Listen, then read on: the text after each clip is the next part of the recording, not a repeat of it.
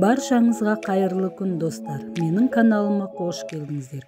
Бүгін біз осындай керемет тіске басар оладий дайындайтын боламыз. Ол үшін бізге 450-500 граммдай айран қажет. Мінекей айранды алдым және оған 1 шай қасық сода қосып жақсылап араластырдым. Сосын бұл айранды 15-20 минутқа тындырып қойып қоямыз бір шетке. Одан кейін осы қоспаның ішіне салатын қоспамызды дайындаймыз. 2 жұмыртқаны алып жарып салдым. Бөлек ыдысқа шым-шым тұз себеледім оған. Одан кейін 3 шай қасық қант салдым.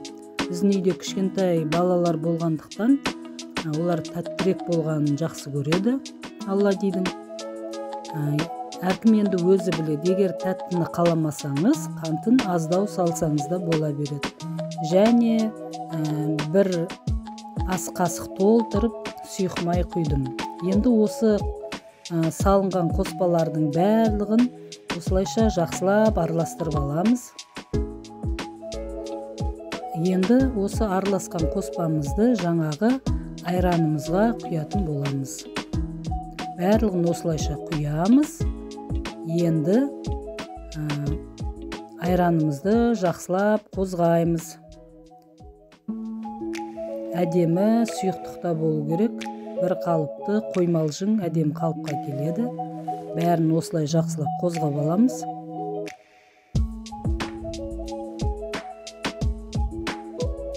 Енді осы дайын болған сұйықтығымызға ұн саламыз.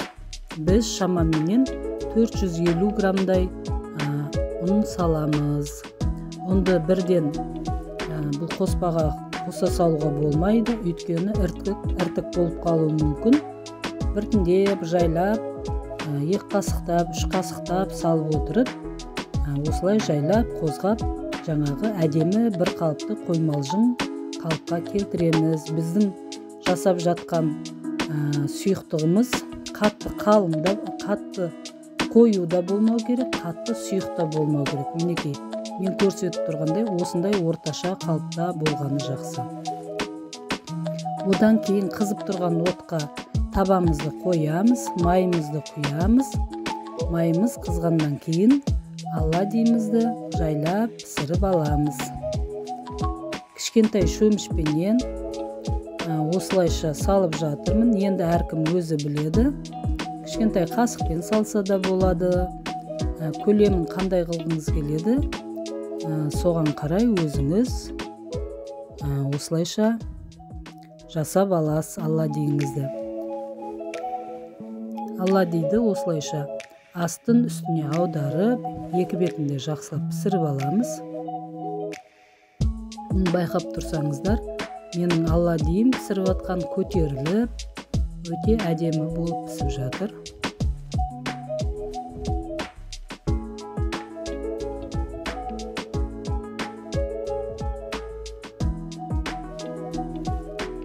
Мінекей осылайша оладийімізді пісіріп аламыз.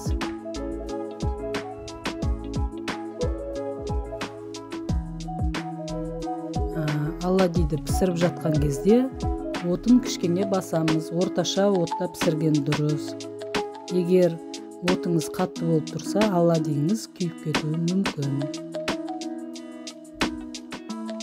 Мінекей осылайша астын үстіне аударып, барлығын жақсылап пісіріп аламыз.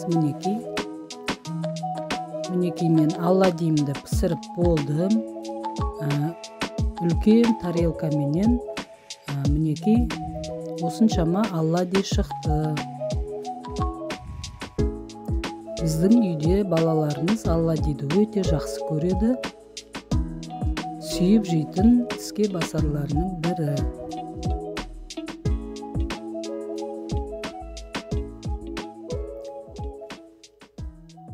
Егер де сіздерге менің осы пісірген бүгінгі оладийім ұнаса, маған лайк басып тіркеле кетіңіздер. Мінекей, менің пісірген оладийімді қараңыздар, ортасын ашып көрсетейін.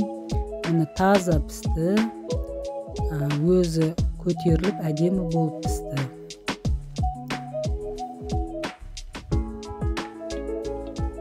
сау болуңуздар.